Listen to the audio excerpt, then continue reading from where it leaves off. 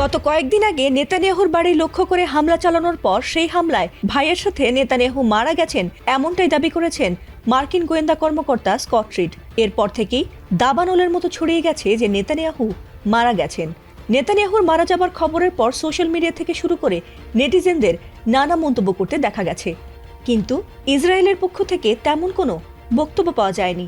তবে এবার নেতানিয়াহুর মৃত্যুর বিষয়ে মুখ খুলল ইসরায়েল।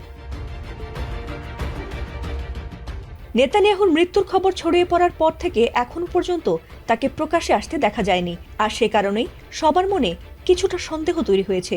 তবে সম্প্রতি অনলাইনে নেতানিয়াহুর একটি ভিডিও প্রকাশ হয়েছে, সেখানে তাকে দেখা গেছে তার হাতের আঙুল 6টা। অনেকে বলছেন এটি নেতানিয়াহুর আসল ভিডিও নয়। তবে কি নেতানিয়াহু ইরানের হামলায় গুরুতর আহত হয়েছেন, নাকি তিনি মারা গেছেন?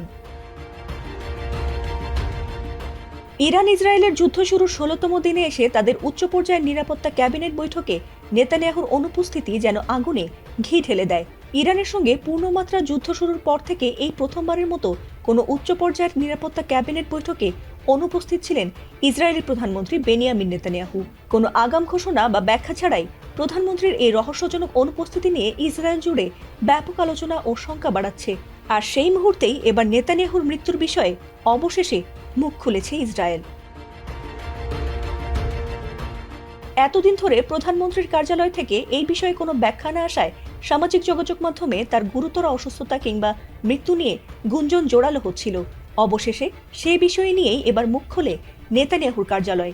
যথারীতি তার মৃত্যুর বিষয়টিকে ভুয়া বলে তারা জানিয়েছে যে নেতানিয়াহু ভালো আছেন। তবে আনাদোলু এজেন্সি জানায় যে নেতানিয়াহু যে ভালো আছেন তারা সেই বিষয়ে কোনো প্রমাণ দিতে পারেনি। ইরানের সঙ্গে যুদ্ধ শুরু হওয়ার পর গত 3 মার্চ সবশেষ নেতানিয়াহুকে জনসমক্ষে দেখা গিয়েছিল। এরপর থেকে ইসরায়েলি প্রধানমন্ত্রীর কার্যালয় থেকে এখনো পর্যন্ত এই অনুপস্থিতির বিষয়ে কোনো আনুষ্ঠানিক বিবৃতি বা তার বর্তমান শারীরিক অবস্থা নিয়ে কোনো ধরনের ভিডিও প্রমাণ দেওয়া হয়নি। গত কয়েকদিন ধরে নেতানিয়াহুর কোনো সরাসরি উপস্থিতি না থাকায় অনেকেই মনে করছেন যে তিনি হয়তো গোপনে বাংকারে আশ্রয় নিয়েছেন অথবা কোনো ভয়াবহ হামলার শিকার হয়েছেন।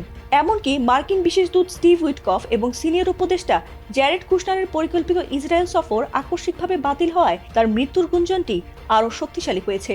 তবে নেতানিয়াহুকে জীবিত পেলে খুঁজে বের করে তাকে শেষ না করা পর্যন্ত তারা থামবে না বলে জানিয়েছে ইরানের বিপ্লবী গার্ড বাহিনী।